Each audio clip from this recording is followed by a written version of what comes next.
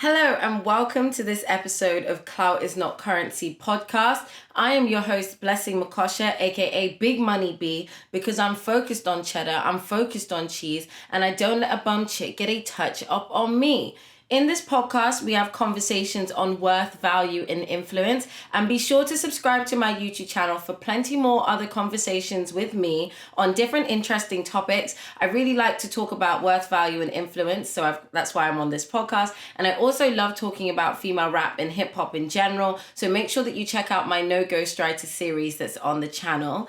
If you like my little outfit today and you want to see more about like my fashion, my life, productivity, all that great sort of behind the scenes content of me being a young future barrister and mogul, then check out my personal YouTube channel. I've created a second channel. The link is in the description, but please go ahead and subscribe to that one. I'm currently working for my first 100 subscribers. I've got a video coming up on my iPad Pro productivity, and I also have a fashion lookbook video. So make sure that you check that out so you can get all the behind the scenes of my life. You can find me on everything as @Blessing Mukosha. So that is Twitter, Instagram, TikTok. And I also have my own Instagram/TikTok for Clout is Not Currency, which I'm working on. So make sure that you check out the content I post on there and tell me if you'd like more snippets of our conversations. So let's get into the topic for today. So today, once again, we are talking about the queen of rap and hip hop, Nicki Minaj.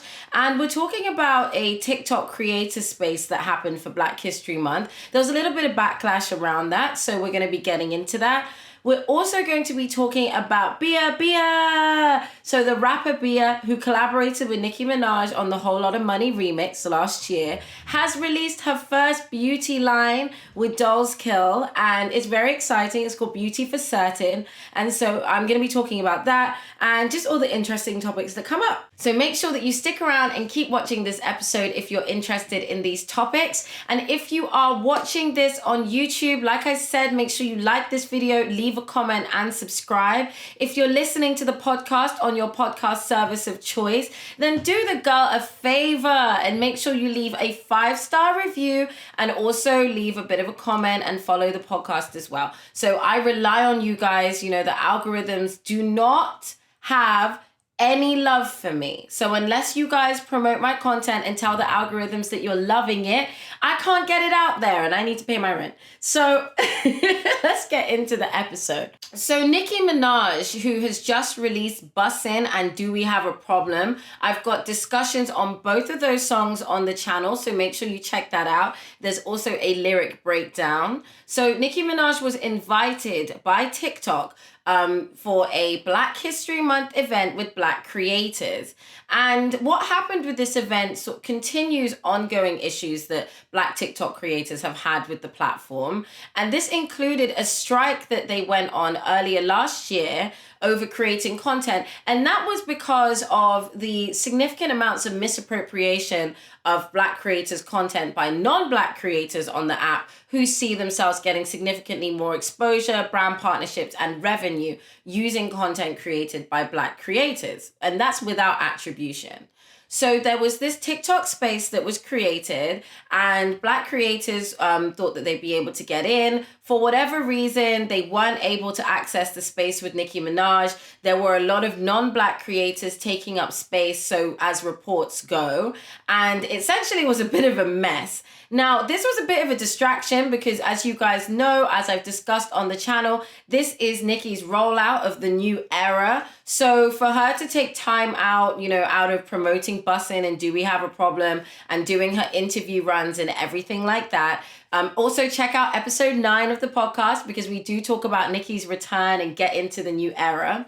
But essentially, this was a big distraction from what Nicki was supposed to be focusing on, but she still took the time. And following the incident, you know, there were a lot of complaints from Black creators during and after this TikTok Zoom event. So Nicki spoke on it and she said that, you know, she would be doing something specifically and specially for Black TikTok creators to open up a space for them where they could have an open dialogue and actually get that moment that they didn't get. I just want to say a big shout out to all of you on Twitter who have been recommending me to Nicki Minaj and saying that I should have been part of that conversation. I really appreciate you. I know that the No Ghostwriter series has really meant a lot to a lot of you. And as a barb, it means a lot to be able to create that content about the Queen of Rap. And so I really appreciate the recognition and the shouts out from you guys. So thank you so much for your love and your support.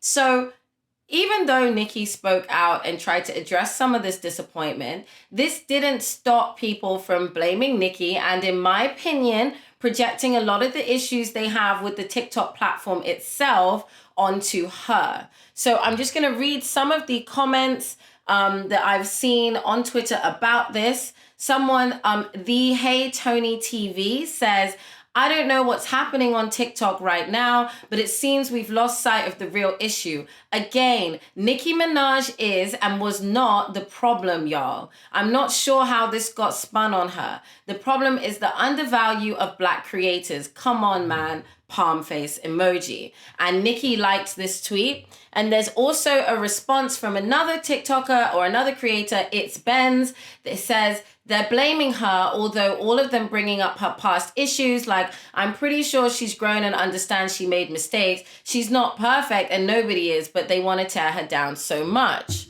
Another creator, Nikoya says, I don't know why I'm surprised non-Black creators felt entitled to steal a spot into the TikTok Black creator meetup with Nicki Minaj for Black History Month. It's almost as if they steal our dances, trends, and content. Why would they stop at our invites? Shout out to Nicki for shading them though.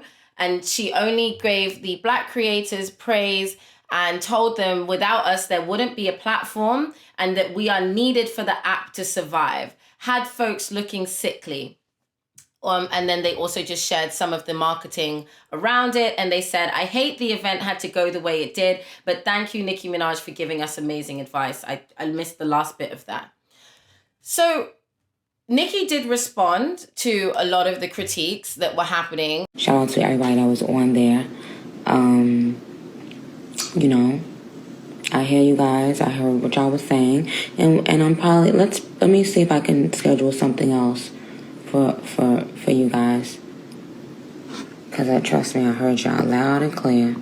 So there was one particular video that went viral. Honestly, I like to stay, you know, as a conversationalist, as a lawyer, I like to stay nice and balanced, but I'm not gonna lie, like, it is a bit dry and a bit crusty of you to get onto the internet just purely to project all of your like hate and animosity towards Nicki Minaj, who has never met you and has never done anything against you. Like, I can understand why you might show love to a celebrity and you might want to like get on like I do, you know, like lots of barbs do, and show love for Nick. But I kind of don't understand why you'd want to show hate. That part just, I don't get it. And why you'd want to cultivate a space for haters to come and congregate in your comments. Like, birds of a feather flock together. So if it looks like a hating ass person and it walks like a hating ass person and it talks like a hating ass person, you're going to invite haters into your comment space. And I just don't think algorithms and click ratios and likes and engagement is that serious that you actually need to perpetuate negativity towards someone. But hey, ho, everyone's got different things that they're into. I'm just saying it's not what I would do with my time. So in response to that one of these particular videos criticizing her, Nicki got in the comments and she said, PR stunt. Me nor my team asked to do it. They asked me, so please don't trade in a damn thing. Once I heard the Black creators felt unheard/unseen, I told my team to do another Zoom. We're doing another one next week, but me, PR stunt, girl, stop. Shout out to the Black creators I was able to reach that day. We will have more real, genuine dialogue on the next Zoom. Love. It's not for people who will find fault in anything I do. So by all means, don't come. When a Black woman stands up for us, this is what we do. When Black artists stay mute, this is why. God bless you, sis. So you can kind of get from that the kind of criticism that Nicki was responding to. So I looked at all of this and I digested it, and my thoughts are that I think that this raises the issue of why people struggle to believe that Nicki Minaj is actually a black woman who does represent black women, myself included. Thank you very much.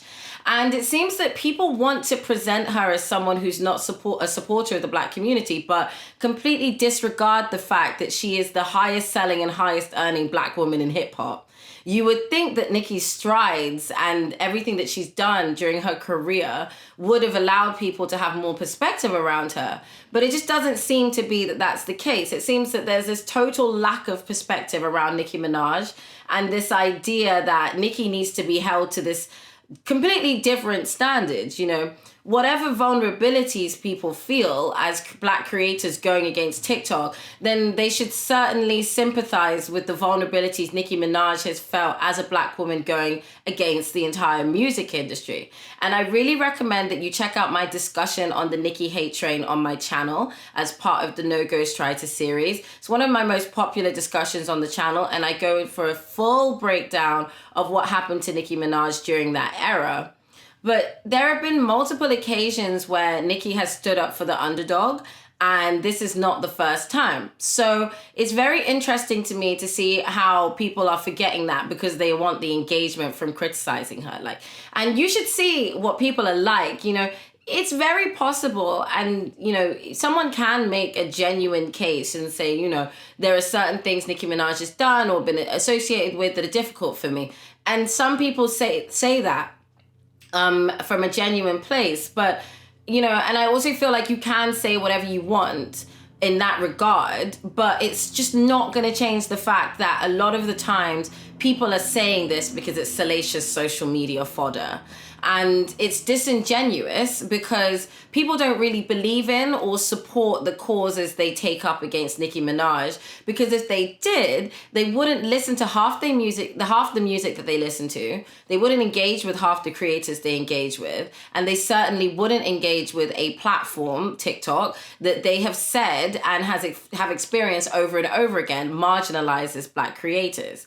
It's like you're simultaneously punching yourself in the face and complaining that someone hasn't given you a bandage. Why don't you stop self-sabotaging yourself before you ask a black woman to come in and save you? I just want to know. Why don't you stop self-sabotaging before you start placing blame on people who didn't force you to get on that platform in the first place and are actively taking steps to support you? It seems like there is, like Nicki says, chickens is like crabs in a bucket. You see a bad bee getting shine, you should love it. Because every time a door opens for me, that means you just got a better opportunity to do you. People don't think about that. They just think tear, attack, tear, attack, tear, attack.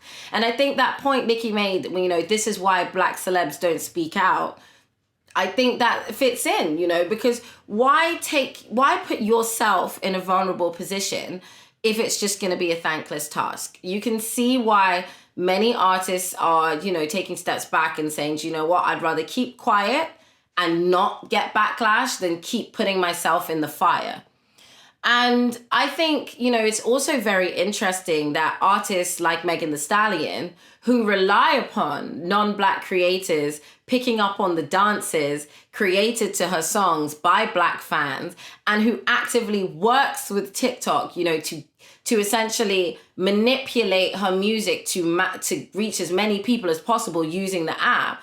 Why is she exempted from the vitriol that Nicki Minaj receives? There are people who are actively working, with brands, companies, platforms that, black creators and black people have constantly said marginalize them. And yet you have an independent powerhouse like Nicki Minaj who owns everything herself, stands on her own brand, and people attack her.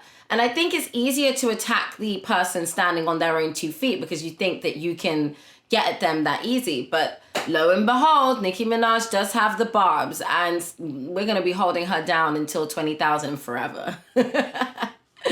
I also believe that a lot of this sort of discussion and vitriol around Nicki Minaj exposes the lack of education around her as an artist and as a woman, and the general issue, in my opinion, of how misogyny and internalized misogynoir can stifle progress for Black people in creative industries, and also how people in most cases don't really care for what they speak about. They just want to get that clickbait, you know, from being seen to take a self-righteous position against Nicki Minaj.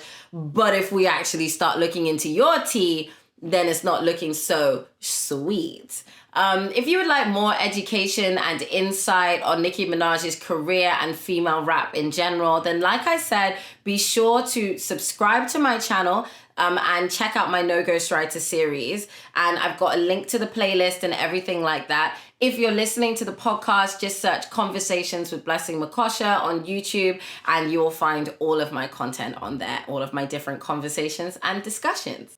So that wraps the first topic on Nicki Minaj and her vow to support Black TikTok creators after that Black History Month debacle. What do you think about the events that happened here? What do you think about Nicki's response? Do you think that some of these critiques she was getting are fair? If so, why? If not, why? Make sure you let me know. Use the hashtag #CloutIsNotCurrency to talk about this podcast online, and be sure to generate lots of discussion in those comments because it helps me grow and helps more people engage with the podcast. Now let's get on to the second topic. So on to topic number 2, BIA. So the rapper BIA, who is definitely one of my favorites. I really have enjoyed a lot of her content. I love her branding especially. And this is case in point. She started a makeup line called Beauty for Certain. And that's a great, I like that she did that because that's the name of her album. That's her tagline, you know, for certain, you know, that's at least one of her songs where she mentions it quite a lot. So for certain is her thing. And so this Beauty for Certain line, she launched it last week. And I just wanted to say that this is an extremely smart branding and mogul move. And this is an excellent use of Bia's influence as a rapper.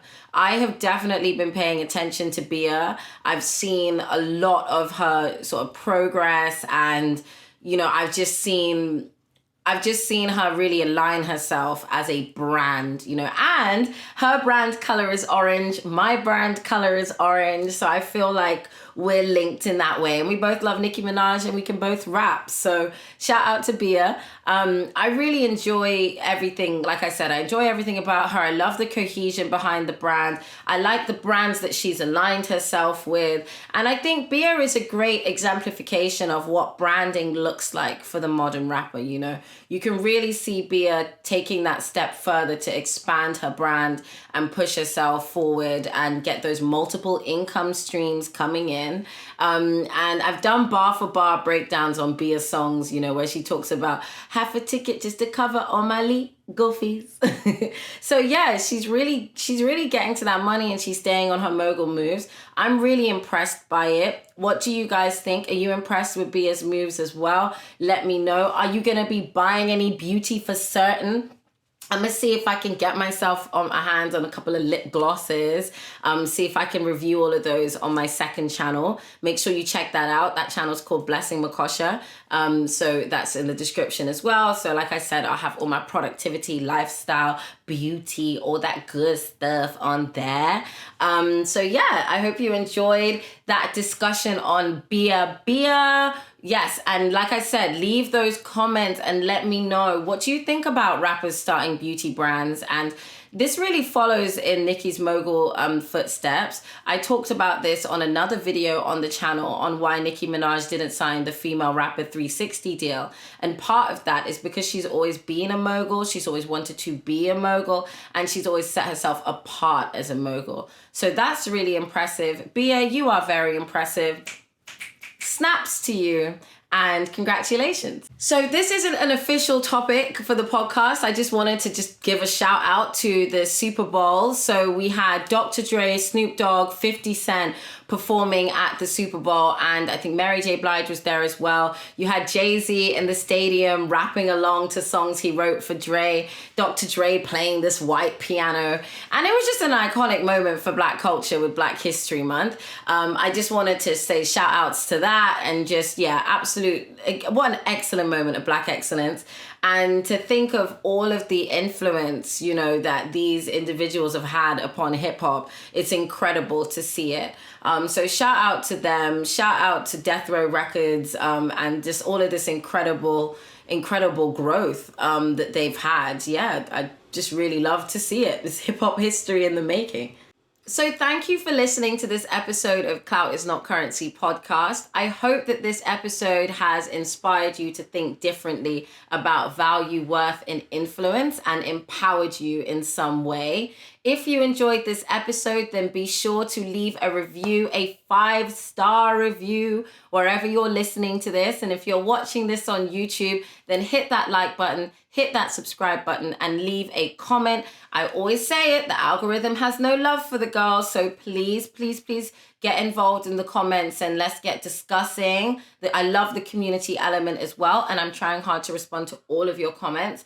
And be sure to send this podcast to someone who you think will enjoy it, please. It's always great to see new listeners join the podcast. I love it when they comment and let me know. So if you're a new listener, comment below and let me know. Did someone recommend the podcast to you? Shout out to them. And I hope you enjoy. I will see you next week for another conversation on value, worth, and influence. I have been Blessing Mukosha. Follow me on all my channels, and I'll see you next week. Bye. Okay, guys, so just a little update from me at the end of this episode. I was chilling as I was getting ready to edit, and I saw the news that Do We Have a Problem reached number 2 on the Billboard Hot 100, and it sold over 200,000 units in the United States. I just want to say a massive round of applause to Nicki Minaj for that achievement. That is her debut release starting the second decade of her career, and she hit number 2 on Billboard. And that was without any major radio distribution, major playlisting, and also after some of the sales were discounted. If you want more conversation on Billboard's changes to buying and digital sales and how this has affected fans like the Barbs who do buy and support their artist, you know, without the artist having to go through all of the industry routes, then make sure you check out that episode of the podcast. I didn't have time to go fully in depth into all of the sales issues and stuff like that happened with Do We Have a Problem's release. But if you'd like me to discuss that in next week's episode, then leave a comment and I will do a full deep dive into Do We Have a Problem hitting number 2 on Billboard, and also just break down exactly why that is such a significant achievement. I've also seen a lot of people on Twitter talking about the fact that Nicki needs to get these sort of like industry deals that other people have to secure them high chart positions. If you want me to do some more discussion on that, let me know. I'll definitely put that into the podcast for next week. But like I said, I hope this episode inspired you to think differently about worth, value, and influence. Make sure that you use the hashtag Clout is Not Currency to talk about the podcast online, and follow me on all of my platforms. That's at Blessing Mukosha. And if you're watching this on YouTube, leave a comment, like the video, and subscribe. And if you are listening to the podcast, wherever you're listening to it, then make sure that you leave us a 5-star review. Yes, leave the girl a 5-star review. And also make sure that you tell a friend to tell a friend about this podcast and share it. Remember, the algorithm has absolutely no love for the girl. And like Nicki, I don't do payola. So let's make sure that you guys are supporting the content if you love it. Thank you so much. I'll see you guys in the next episode. Deuces.